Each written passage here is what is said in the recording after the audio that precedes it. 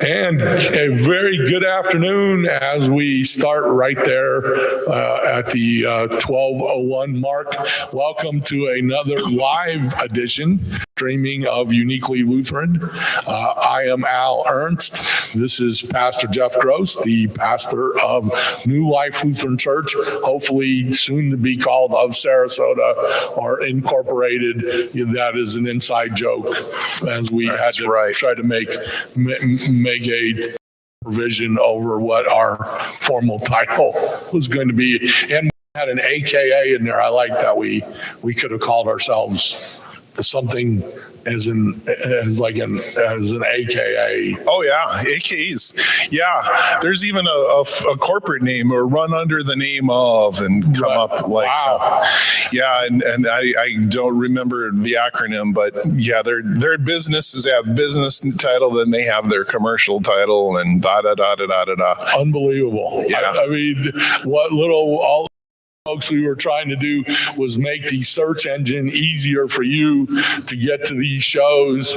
And we discussed this as kind of a side note at our church council meeting Sunday, which then turned into a half an hour discussion into how we were going to formally name ourselves. But I'm glad we're formally called Lutheran here, because yeah, if we called ourselves New Life Church, we could go to 10,000 different places or 10,000 different things. Not only that, but you could also buy survivalist seeds and plants for the for our doomsday preppers. Yeah, for our that also. So we apologize to you if you do use this. You don't subscribe. You need to subscribe. That's the obvious answer. And if you're a doomsday prepper who's disappointed to be watching us, you can look for the other New Life or whatever corporation out there will sell you your supplies. Yeah, we would invite you in to pick up some kumquats. Sure. Yeah, and maybe some beets and rutabagas. Yeah, I got some mineral water here too. So, oh, do you really? Yeah. You've got that? Yeah, literally. It's good for getting stains out as well as it's delicious. Right, and my understanding is that rutabagas will sustain you as a protein through whatever. Did not know that. Yeah, so. Can you even buy rutabagas? Can you go to Publix and get a rutabaga? I don't think, and folks. This is really important stuff. I hope you're watching us. This is really important. Folks of you in Abu Dhabi right now that don't know what a Publix is, it is our version of a grocery store. And I had one person text me from who was a Houston friend of mine going, what is a Publix? Because there is their HEB, I guess, is their big grocery. There would be their equivalent. So anyway, yeah, I don't think consider if someone from Houston's giving you a hard time, Alan, the kind of endorsements you give to Buc-ee's, holy smokes. Well, Buc-ee's should be giving me those free.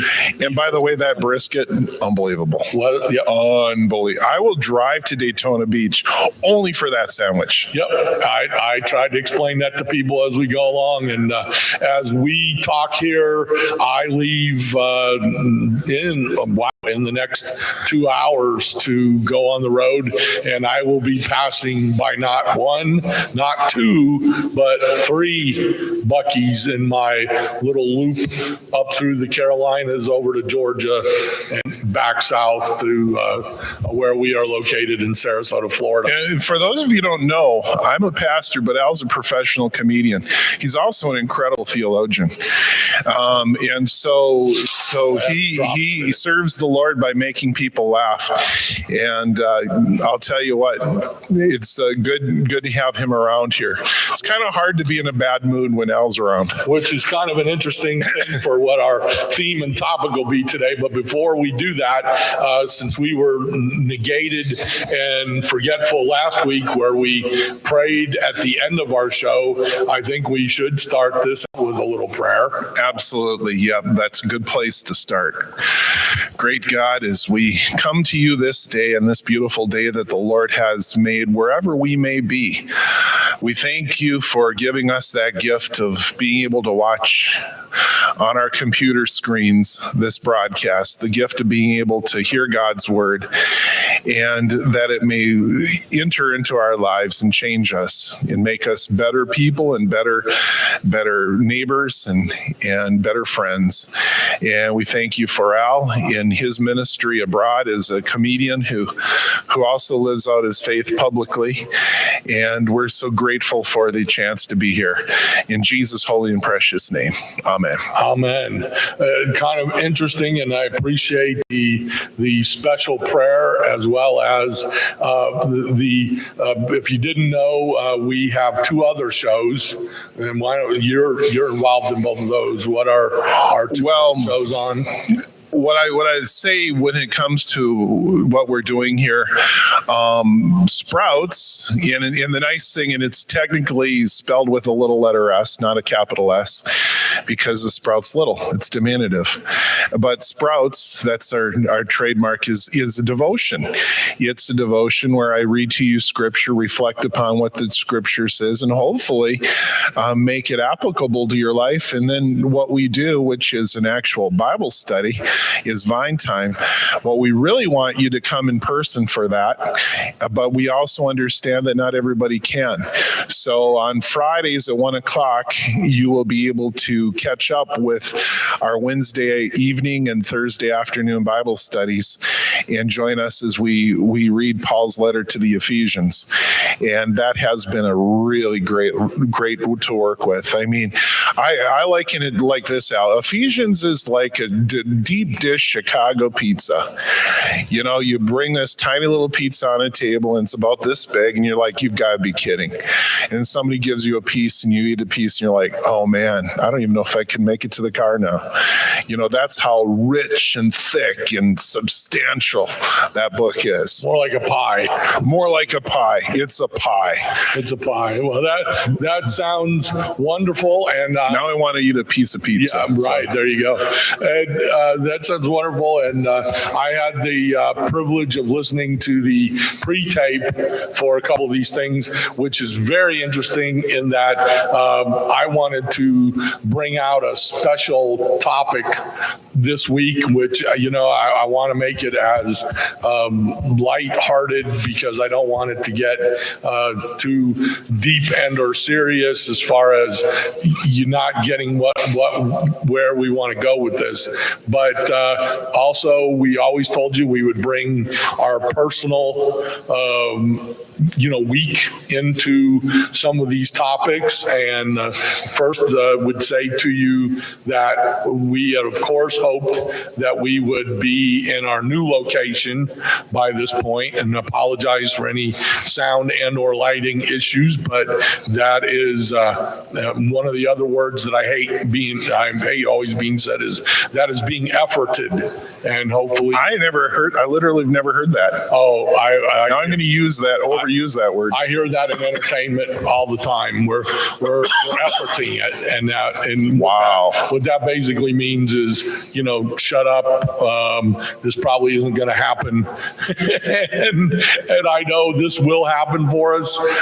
It is just a matter of always, things happen, people happen, and you have to make adjustments as you go. But I can promise you, all of the non-church programming, meaning other than worship service itself, will be moved over or into a new studio location that I believe will make the sound 1,000. Those of you that are having sound issues with it, 1,000% better. As far as our editing goes, we like to go on the fly. We like to go live to tape, as they say. So There's not going to be, there still won't be much editing.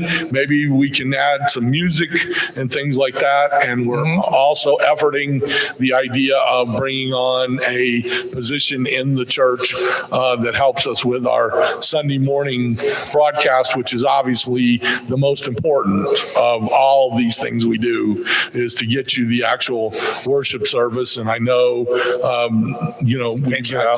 we've had our share of glitches and wrong buttons pushed, and all I can say is I think last week we came off of it with absolutely no issues to us. There was a couple of internet stoppages, but that's well beyond our control. We don't have any way of doing that. And that could have also been my internet to my phones and iPad, but I keep, even when I'm in worship here, I keep the YouTube on my iPad, and I keep the Facebook on my phone just to continuously make He's sure. kind of a producer in some ways. Yeah. On Sunday morning.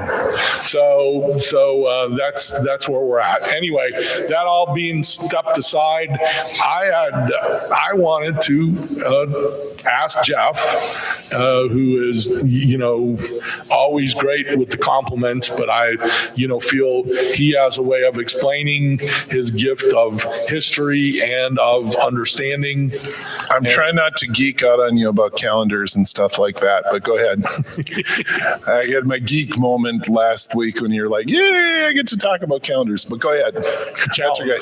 And that's fine. I'll geek out as much as you want me to. I just don't want to be obnoxious. No, but actually, this week, I really think, and, I wonder how have we not all, even those of us like me and like you to a degree, have been instituted, and I don't, bad word, have grown up in the church and have always felt this idea of faith and of belief, right? And all of those kind of things that come with it. And of course, in my industry, maybe more so than others, but maybe not, because people just don't talk. What do you say? Obviously, nowadays, everybody talks about politics, and now that bleeds into religion. So I think that rule is probably out the door. I shouldn't even say that. But, from a personal standpoint and everything else, I'm going through what I don't think is a period of disbelief, but what I want to say is a period of questioning. Okay. And I wonder, and those of you wondering, I'm going to go ahead and put my algorithm up first. Because I think it's, Amy can get a shot of that. And thank you, Amy, for being our director and producer. My algorithm for this week is doubt is okay, but shut off is not. And what I'm trying to garner from that, even from a personal standpoint, and to be totally authentic and transparent to you all that do watch, and I've always said that we were going to be real about it, is that I think there are times in our lives, or at least in mine, and I can think of a couple of them, where all of this activity, all of this work that at least I know I've put into, and I'm sure people have put in more than I, but over the last 6 to 8 months and everything like that. And then you run into always the obvious roadblocks of life. We all do, but it begins to then, for me, maybe having too much time driving on the road or sitting on an airplane, begins to think, hey, am I just is this whole thing about faith and God and this story that we are told in these religions, not only the Christianity, but and any other that we're told, is this just not some absolute fallacy, and that, this is all scientific, it's all biological, when you do this and you die, or you get a disease, or you get all these different things, are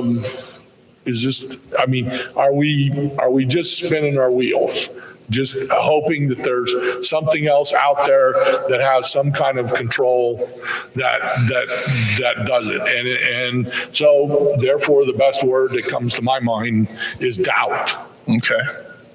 Oh, that's a fair word. And I think there is no honest person alive who hasn't experienced it in one form or another. Especially when you have some time on your hands to think about the big picture of things. For me, the big picture only makes sense in the context of faith. I cannot look at nature and see something random, or see something meaningless, or see something that looks like it could have resulted after millions and billions and trillions of years of happenstance. I mean, for me, one walk in the woods is all it takes to convince me that there is a God and that there's a purpose to all of this. But that's just one argument. And I think what we're looking at is something even bigger than that, Al, because it isn't just the creator of the universe. It's also, why am I here? What is my purpose? What does God want me to do? And when you come into points of disappointment in your life, usually in points of disappointment in your life, you start asking those hard questions to God. And so I don't know if that answers your question. I don't even know if I haven't answered your question. I just think that I can only tell you what works for me. Well, I can tell you that I have friends, well, both in and out of the industry, but, my entire last 31 years that I stand on as an entertainer in the industry, my questioning comes from the fact that some of the most, I don't want to say dastardly, but I guess immoral would be a good answer. Bad decision, bad judgment people, selfish, narcissistic, whatever you want to say, spin themselves into such out of control place that suddenly, out of nowhere, and it seemingly is that to me, or when they're in trouble, they're being, held accountable for their actions. Suddenly they find God, suddenly, everything is a quote out of the Bible. And suddenly, we have changed our lives and everything like that. And I know it is not my job. I understand that through my study. It's not my job to make a judgment on that, but the human side of me makes it very hard to not make a judgment on that, or not. That's honest. Or not to say to myself, well, this is the next thing that they're trying to either get themselves out of trouble or whatever it is. Where's the secret sauce? Well, like that. I think we can say that if somebody is going down a destructive path that's going in the wrong way, and all of a sudden they start going in the right way, you might get a little bit of whiplash. Is some paradigm shifts happen so fast, you're like, whoa. But we can celebrate the fact that they're heading in the right direction. It's just, I can see sometimes it's easy to be kind of question some of those things. I get that. I understand that. And when you say in your industry, are you talking about comedians who went from blue material to white material? I do think, material. I mean, of course, we all get hamstrung in our material, and that would be a whole different, because I can tell you the time I got most offended ever was from some random lady on a plane when I said that I was a stand-up comedian for a living, and she goes, "Oh, a comedian, like a commode," meaning that she generalized that every one of us were somehow, the sexual, mean, F-bombing, that we of used. course. And so, you mean that's not true? Yeah, that's not true. Oh, okay. And of course, you could look at the things that I do, and you could say, well, he is far from a quote-unquote Christian comedian, of which I don't proclaim to be. I don't. Well, you're a Christian and you're a comedian, right? But I don't like that. I don't like that word as a marketing technique to bring people in for churches and things like that. Because yes, there are funny things that I talk about that probably don't make it as appropriate in a church setting as maybe they do someplace else. But I'm a real life guy. That's what I would call myself. One of the things that I don't want your comedy's smart. And it's like, oh no, where did that come from? I say, your show, when you talk about life in church and stuff, it's enriching. I mean, it's funny, and we can laugh at ourselves. And I've seen entire churches just completely lose it watching you with laughter, and that's a joyful thing. It's a joyful thing. But I also think, comedy is a smart exercise. I mean, laughter is a healing thing, but comedians are pretty intelligent. They have to be. You have to be pretty smart to be able to think on your feet that way, or look at life and come up with some conclusions that are.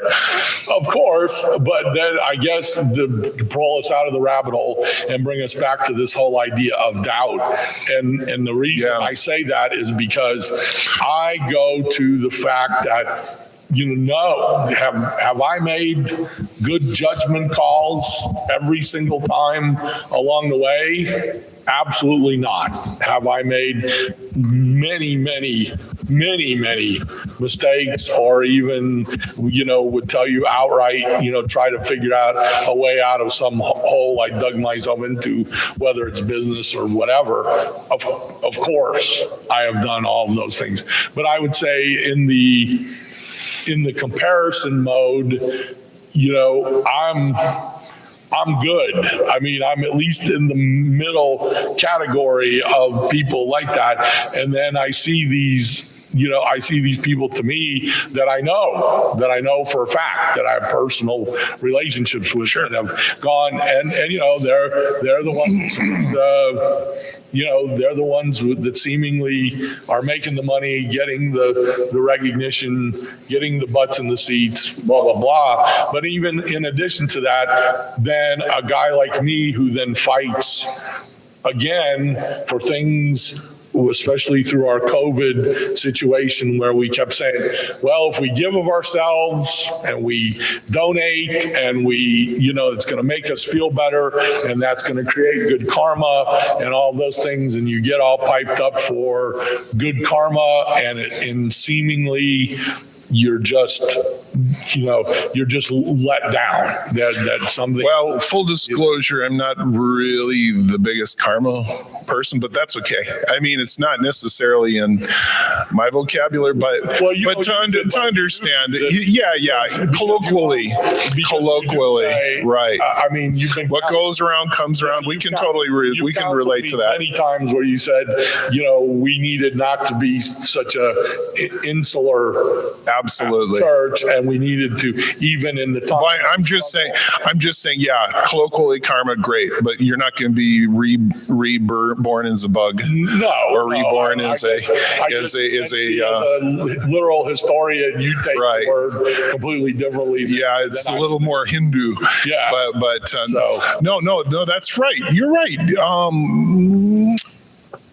I think if I'm hearing you correctly, and you're talking about folks that who have taken that transition, and you're kind of not relating to them very well, just because you're not going through what they're going through. Is that not only that, but you're struggling. I mean, you're struggling as what you believe to be a good person, that you have given, right. You have given your time, your treasure, your talent, as we like to say in the churchy world. Right. And, just giving a great example. And if any of you out there that are watching this, you know who you are. And I mean, I'm not afraid to tell you directly, but one of the reasons that we're still doing all of this is that back in April and May, we reached out. Another bad word that I hate, but we contacted my contacts of people that I considered to be great friends of the church to just lend us a hand, in that we were admitting we didn't know right what and that's hard to admit you don't know. When I love to help producer Amy over there and go, I know if we click this and we go to that, I mean, she's had to do countless probably unpaid hours of work and unfortunately to bother her husband, who does this for a living, to figure out how we even get to the point that we're getting to right now. And I can name on one hand, 5 at least people that have reached out. We've reached out, right. We have asked, and they have been so gracious. And yes, we will absolutely. And even a few of them have come, and we have bought them lunch, and they have spent an entire day of our lives going through and explaining things. And yes, we will write this down. We will get a proposal. We will have everything for you so that we could get a checklist going and move us forward to from where we are right now. And that was in May. It's been crickets ever since. That's right. And this is almost October. Now, I know other people's just like my life changed, other people's lives change, and we get those. But what we don't get is communication. Right. Okay? We don't get, hey, I'm not with this church anymore, or hey, something here happened, but we're still interested, or hey, here is another resource for you. In some cases, we don't even get a response. And there comes a time where I'm the type of person that goes, all right, I'm not going to contact you anymore. I mean, you obviously. Well, it's just how you shop. When somebody ghosts you, it's a little disappointing. And when we were counting on being able to be a little bit more technologically sophisticated, it's disappointing. Disappointment's going to happen. You're looking at the word doubt. I also look at the word disappointment, and that's the other D word, disappointment.